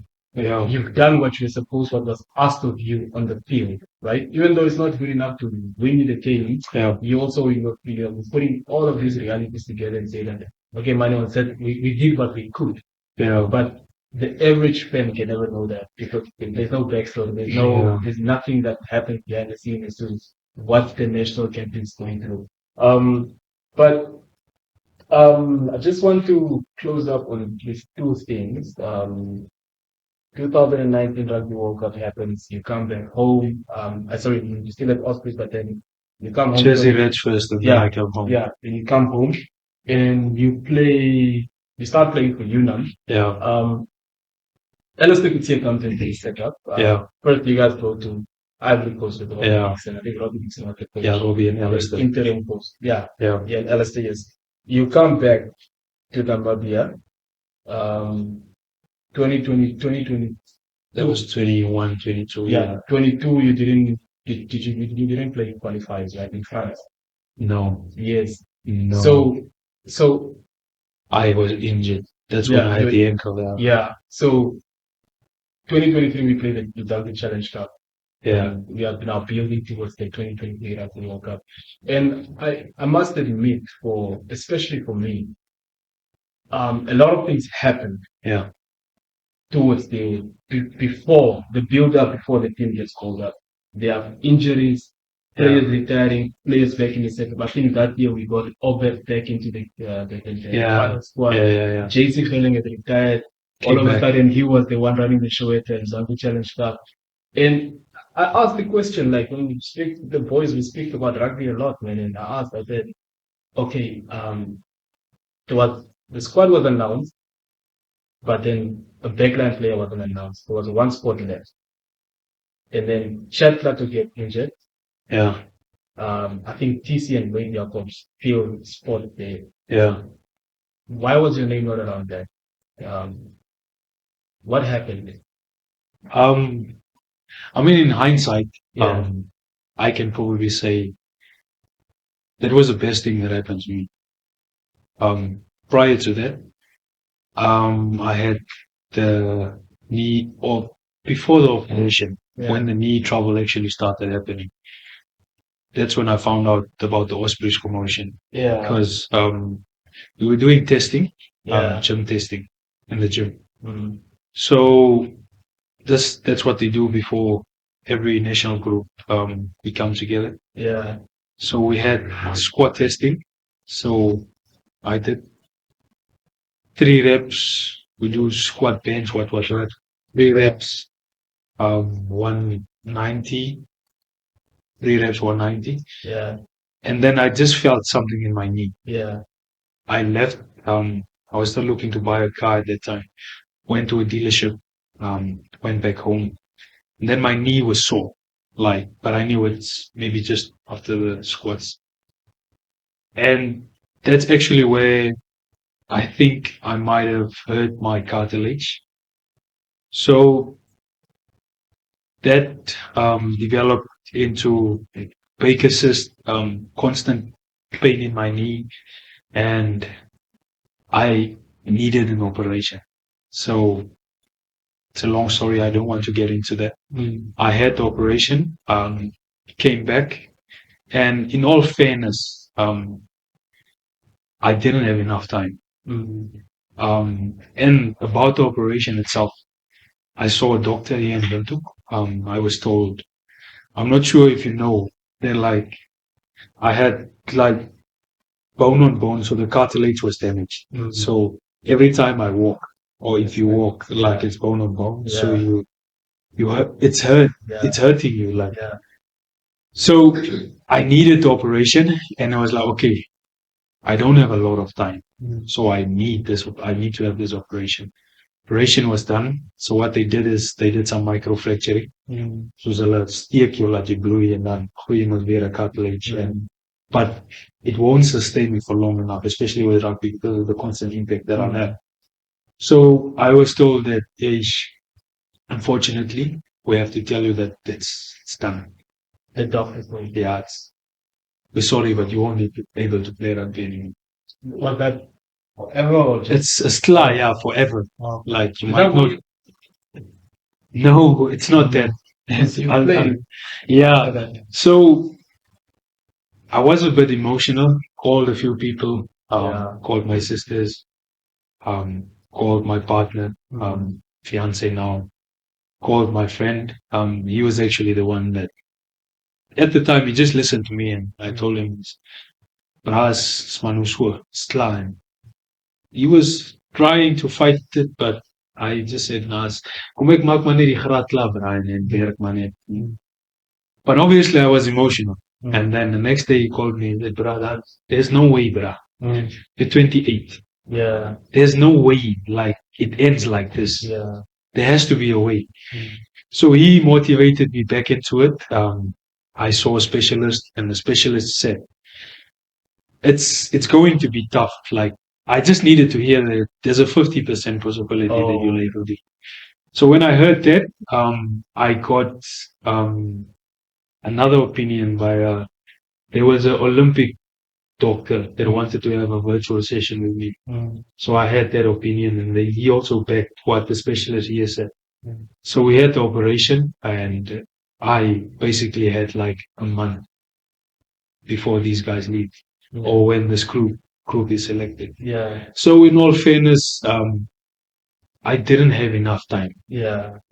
And to be honest, while we were here, Alistair called me in, and he said, when the group went to Swakop, what he told me was, okay, we won't take you now because we don't have enough funding and we can't take too many players, but you're not omitted from the group. You're still part of the group. And I don't ask him a lot of questions, shook his hand, and I left. And then when they came back, we had the group left.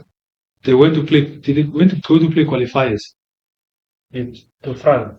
No, that was qualifiers was the year before. No, but before the World Cup, there was another. We went to play the nations. The one that we played against Uruguay. I'm not sure what. There was against Chile. There was a group that was selected to travel somewhere. Yeah. When he recruited Matt Proudfoot. We played against. Matt Proudfoot wasn't Matt Proudfoot in SA. When did we go play this? I'm not sure, but when we had the second conversation, Matt Proudfoot, he was there. Okay. So he told me again, unfortunately we haven't selected you. So I just shook his hand again and I left. No, both of them. Yeah. So I'm not sure what that came through but through S, and I left. And then I didn't know the World Cup group was selected. To be honest with you, we had a jam session, and when I got to the stadium, guys were congratulating each other, and I was like, "Bro, what gaan on?" And I think I asked Seti or Max or someone, nou het jy nie 'n PDF gekry nie. Die span was gekies. Yeah. What? Kom ek kyk bietjie dan. And then set your mix. One of them showed me. They showed me and I was like, okay, no. So it was, I'm not sure what to put it, but these guys are congratulating each other. And that's the moment where I found out that no, you haven't been selected. But in hindsight, bro, it's probably the best thing that happened to me because I know what happened before that. Yeah. A month ago, I was told, jy sal nie weer rugby kan speel nie. Dis klaar. And if I would have made the World Cup, I know what it would have looked like to me. So it was a hard blow. Yeah. It was a tough one to take. Yeah. And it fueled my faith in such a way that it created who I am now, or it contributed so much to the modesty that I have within myself now. And not to make it sound, I'm not sure how to put it, but I wouldn't have it any other way. Dis maar beter ek het hier gegaan. Because I prefer this over there. Because I know what that would have done to me. So I'm fine with not going. Yeah. You took that in. Yeah, I took it as a win. That's what happened. So, yeah. That's different. Did you cry? I think I did. Yeah. I'm not sure, but I don't want to say I didn't, and I did. So I It's think okay. I did. I did maybe share a few tears, maybe. You know, when you go to Keetmanshoop Primary School, but actually, there's a friend of mine who like you, Monumentu Kariri. A man, you, Owen Dale. Ja, ek is nie seker nie, but Yo, but ek dink meer ek het. I think I Yeah. didn't. Ek het al genoeg gehuil. Yeah. What do you think of so then are you just announced the squad that will be prepared for the qualifications? Yeah. What do you think of that? Like, what do you think? Yeah, of the I think I told you before this interview that I'm more relieved than anything, because only because of what happened last year. Yeah. At UNAM we have a strong following. We have a group of Zimbabwean boys. They're part of the family. They've been part of the family for years. It was good for them, but it obviously, I don't want to see something like that happening ever again. Yeah. I've been part of the system where since under 20, where these guys haven't been close to us, and I think we've maintained that for a certain amount of time, but then obviously because of certain reasons, that gap has closed down. Yeah. So what happened last year wasn't a good thing to see. It doesn't sit right with me. Yeah. So I was very relieved to see the boys that, I'm not sure if they availed themselves, but I think it's a majority of the last World Cup group that's still part of this group. Yeah.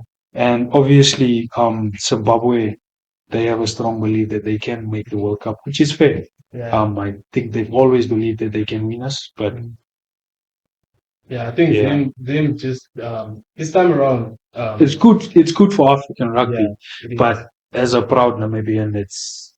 I think I don't like if I have to make predictions, right? I don't think we'll lose. Like legitimately, I don't. I think we have what it takes to win this African Cup, and that's about it. There's no. I don't see us winning the next African qualifiers because that's what I think. I think leaning more into the long-term strategy. I don't think the NRA communicated the long-term strategy of like what rugby is going to look like. Because if you look at the team and the guys that are so excited to come back, most of them only have the Rugby World Cup. And then now we need to use the players that again for the next cycle to build for the next cycle. And the next cycle hasn't been communicated. But University of Namibia Rugby, do you still think you have more rugby left in you? And is there some? Of course. I saw you as part of the technical team last year's final. Your relationship like with UNAM. To be honest, I was hoping to have the perfect ending last year. I've actually made the decision last year already, Yeah. to a certain percentage. So what happened is I got injured the semi-final. Tried to play the final, but I couldn't. Yeah. Couldn't run the day before the final, but on the day of the final, I was running around with a water bottle. Mm. So I think majority of the management and team probably thought that I was still going to be part of I was still going to be playing this year. Yeah. But already last year, I've set out a few plans.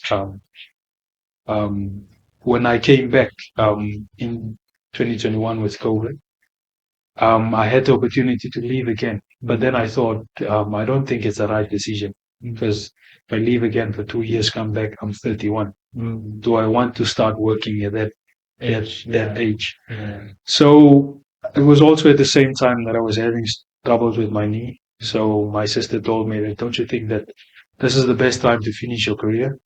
Your degree, because I left in my final year. Yeah. So I only had like my project, my dissertation left. Mm. So I had that in the back of my mind. Mm. So still wanted to play professional rugby. So I took on Tel Aviv, committed to that, came back, and I finished my degree. And then I think Prince and Max are in Romania now. It's the same coach we had with Tel Aviv. Oh, okay. So he reached out, and it was first, he reached out, and I told him that I've committed myself to finish my degree, and I think I'm going to focus on my second profession.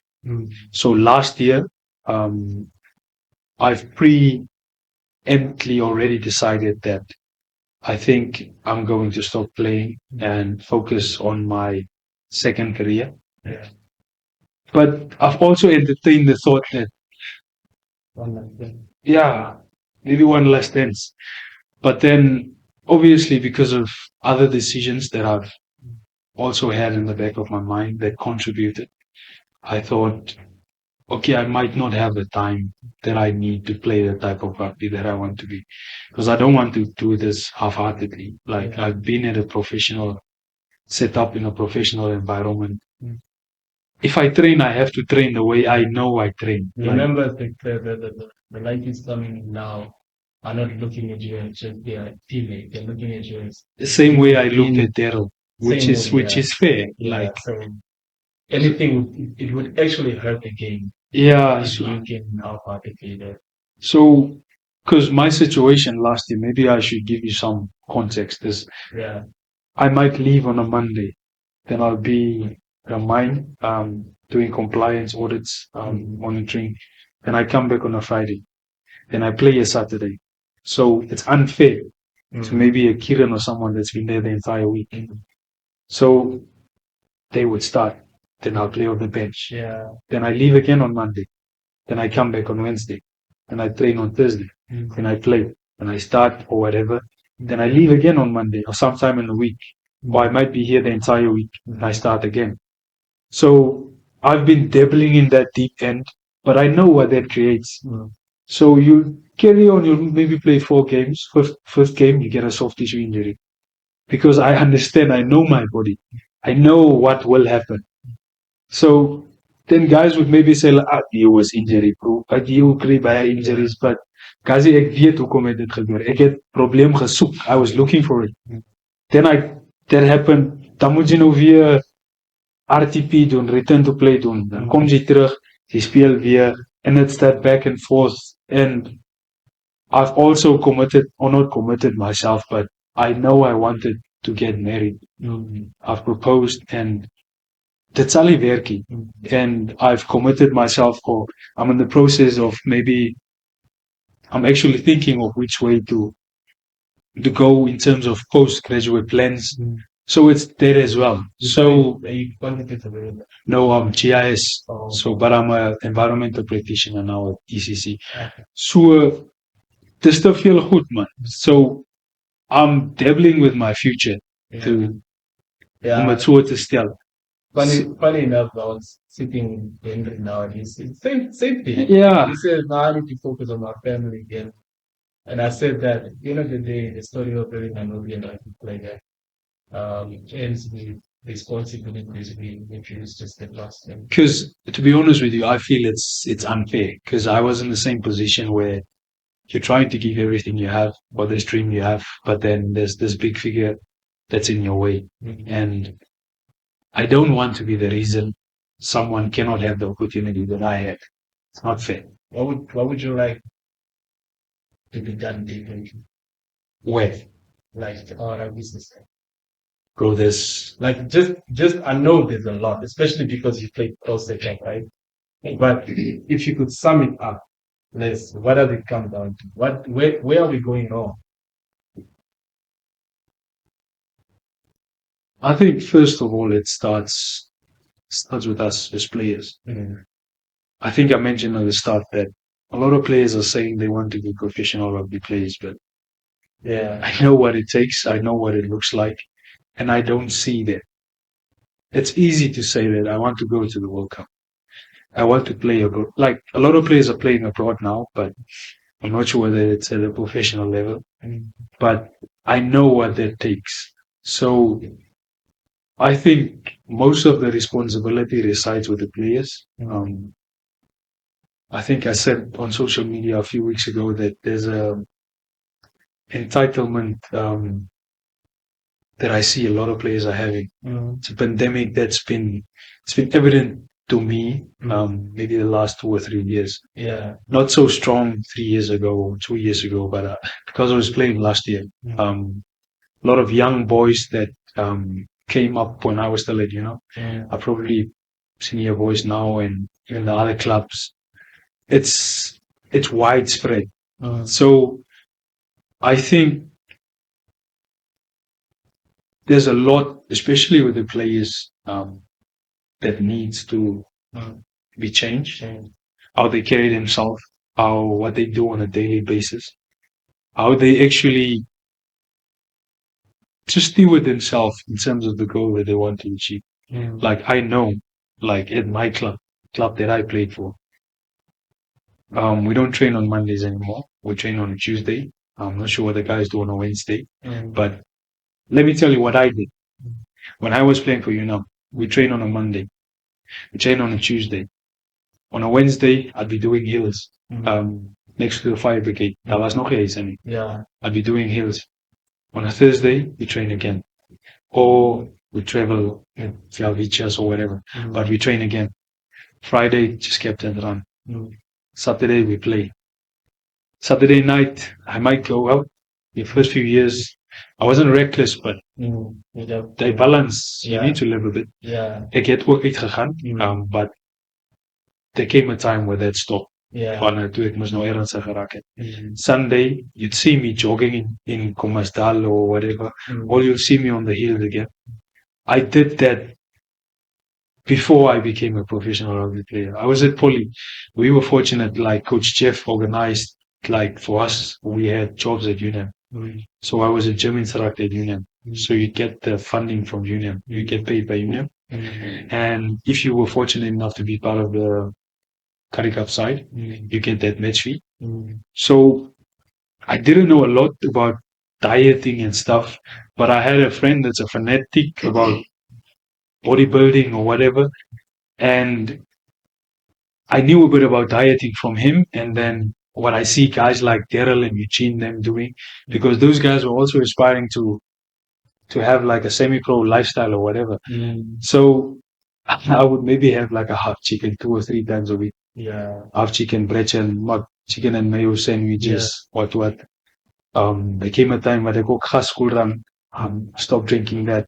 And so I had a professional lifestyle before I was a professional. So I tried to make the opportunity as easy as I can for myself. But how many guys are doing it now? As we speel op 'n Saterdag. Saturday and the boys would be at London, Vibe or whatever. We will also go into those places. Sunday they would be drinking again. Monday when we would be training, they would be maybe drinking or maybe just lying down or recovering.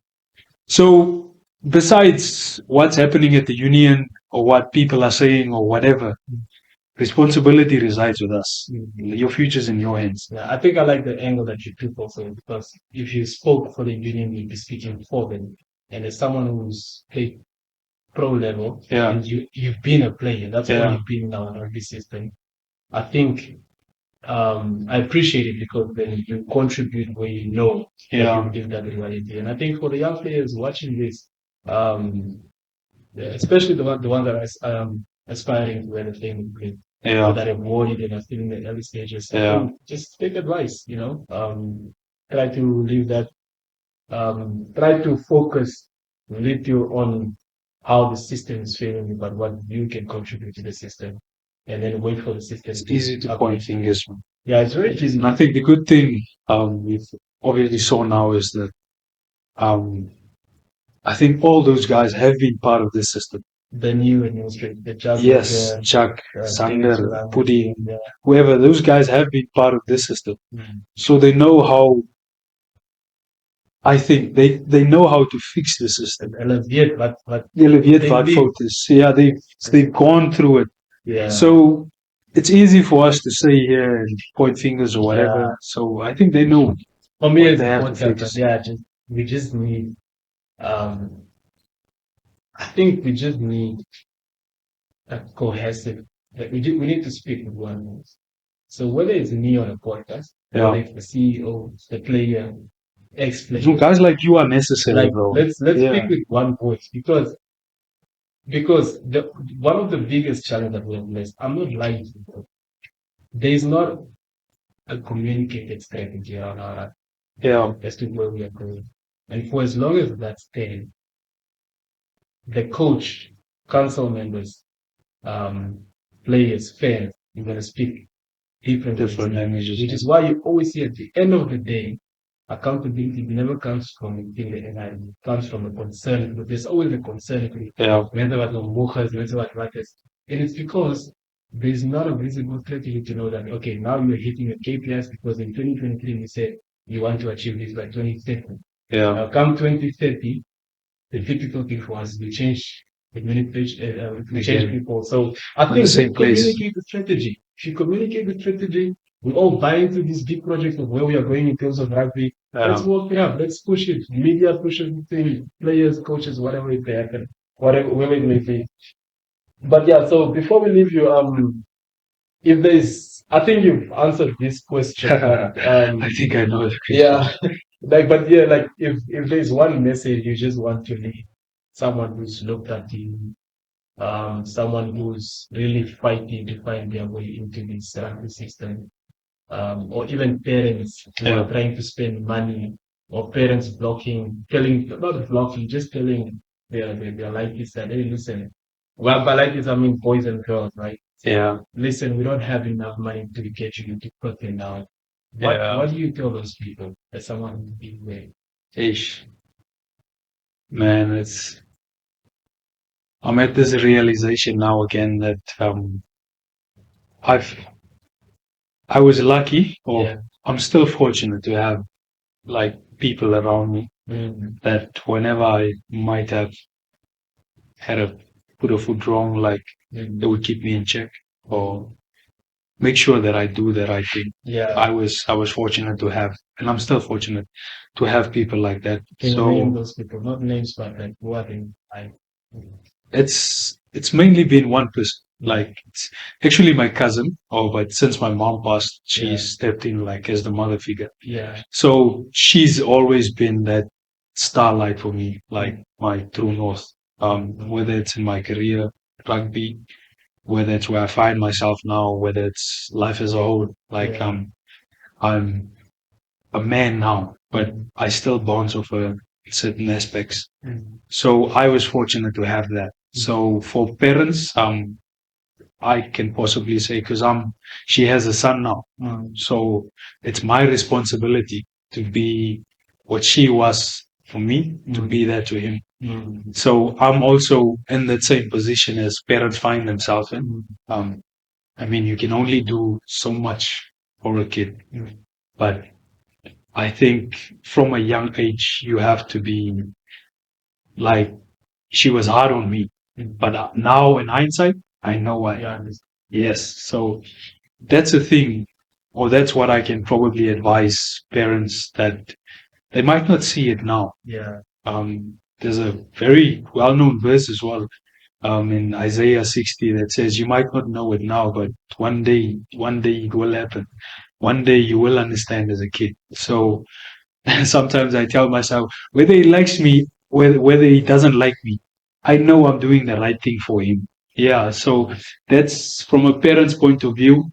That's what, and I think kids now these days, not just kids, but young boys as well. 19, 20, these ones that are coming into club rugby now, Yeah. they need that. Even the ones that are playing, they need someone that's hard on them to tell them, hey, VJ, like, you need to go this way. Yeah. The thing you're doing, it's not going to last you. It might be nice now, it won't last you. It won't get you where you want to go. So we need that. We need more of that. We need a lot of that, especially in the club rugby scene. So yeah, that. And then for players, I had a conversation with my partner yesterday night, and I told her that I might get off topic now, but life in itself, it's simple, man. Like, even this might be like more reference to a Christian background now, but because I'm sure you're Christian, you know about obedience, but Yeah. it's simple. We complicate this stuff so often, man. Like, the Bible it's straightforward. Like, it's simple. Just obey. And how I want to refer that in terms of rugby is, I know how simple this is. I told you at the start that you don't need talent. After school rugby, 21, 22, talent is out of the window, bruh. It doesn't matter anymore. What will get you to professional rugby is space between the 2 ears, what's happening inside there. A lot of boys don't have the modesty I think they need. And the conversation we just had now, like, I firmly believe that if I work, I can do anything. Because the responsibility is on me. I know that if I do what I need to do, I will do anything. Even if it's Formula One, it might take me a long time, but I can do it. Yeah. I'll just have to put in the work. So professional rugby, to be honest with you, I had luck. I had the hand of God. I had luck, but I worked there. I won't lie to you. I worked. And I said it at the start as well, that I haven't seen that in a lot of players in Namibia. There's a reason why Prince is Prince. There's a reason why Peter Diergaardt is Peter Diergaardt. Even Max. You look at the work. Yeah, like, if you've seen Max a few years ago, like, there's a reason why these guys are who they are. Yeah. Yeah. You just need to put in the work. It's easy. Not, I might, dit voel ook miskien nie reg dat ek dit nou so sê nie, but that's what it is. Like, you just need to work hard. You need to work your ass off. But I've been part of the setup, national setup. We're raving on social media about guys like Bowden Barrett running Broncos 4-12 or whatever. I don't want to put guys on the spot, but do you know what guys are running Broncos here? It's not good enough, bro. Serious. When I have conversations with people, it sounds like I'm being hard on guys. Like, ek gee nie mense credit, but it's not good enough. It's not good enough. When I towards the gym with, like, Justin, we were very close back then. Justin Newman. When we came into the national team setup back then, but you want to bench the most. Jy wil nie meeste squat. Seker ook om ek nie seer gekry. Coaches used to tell me, like, jy gym te veel, jy werk te hard, jy oefen te veel. Like, now guys are, it's just not enough, bro. The standard is also not. No. No, it's very low. It's not, bro. Yeah. So there's work that needs to be done. Alright, man. My last question to you. I think I should have asked this question very early on. What's the best player you played with? One player. I actually knew this was going to come. Yeah. I think I'll mention. Or give me a pro player and a local player. Maybe. I think that would be fair. I think I'll mention 2 pro players. Justin Tupri, Mm-hmm. forward. No, scrum kid. Okay, that are big hand. We're excited to hear that. My guy. As die Here jou gegee het, die Here het jou gegee. Het jy geweet dit? Hy het jou gegee. That guy, nee, he's a forward. But the things he does during training and Yeah. what makes it, it's like Johan Diergaardt. What makes Johan Diergaardt is Johan Diergaardt. The modesty. Yeah. Tipperik is probably the most humble guy, one of the most humble guys I've met. Guys you don't hear, like, quiet, just goes about his business. There's a try he scored against Worcester Warriors, I think, where he chips the ball, gathers it. No, it's back 10. A forward catches the ball, kickoff, breaks a line, chips the ball, catches it, and scores. So he's one of the best forwards I've played with. Another one is Scott Williams. This is from a technical point of view. I haven't seen a player that's that big and that technically gifted as him. In Namibia, I've seen AJ Sal. Yeah, I don't think there's a player that's technically gifted as AJ. Yeah, no, he's technically gifted. Yeah. Catch, pass, score, brah. We would train in the barn against each other. Yeah. Brah, you're still charging to him. The ball is hier gevangen, the ball is there. You're still coming, brah. Like, it's unfair. So that's what the technical ability does. And it's maybe also, it's maybe we can learn here.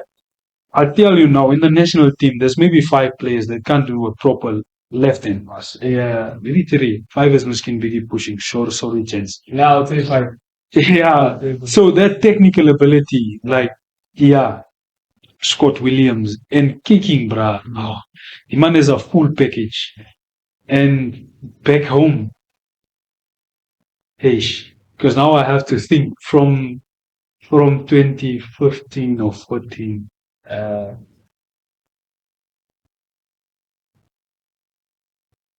That you played a lot of guys. Maybe another one that I can mention.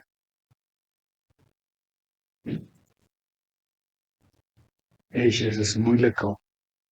Om 1 persoon te mention is just one. Because if I mention one, it feels like I'm not doing justice to the other one. No, look, we okay. Give me those 2. Then you say why one is at the top of your mind. Okay, so first one is Milan. Milan van Wyk. That man is special for this. But he was special. And another one, as ik denk aan Henrique also has a Fluffy. The reason why I'm mentioning Fluffy is same as I did with AJ. Catch pass. I think is a 10. Many people, they don't see the gap as you know, Fluffy noem then as Cliven. Yeah, that's that you go down like yeah, Cliven is work. No, that you're right. Yeah. You have talented players. Yeah, but anyways, thank you so much for coming. Yeah, it's a pleasure, bro. I hope in maybe this 7 months we can catch up and be interested in a follow-up. And obviously, the next interview will be focused on more like how you view the setup outside of experiencing it.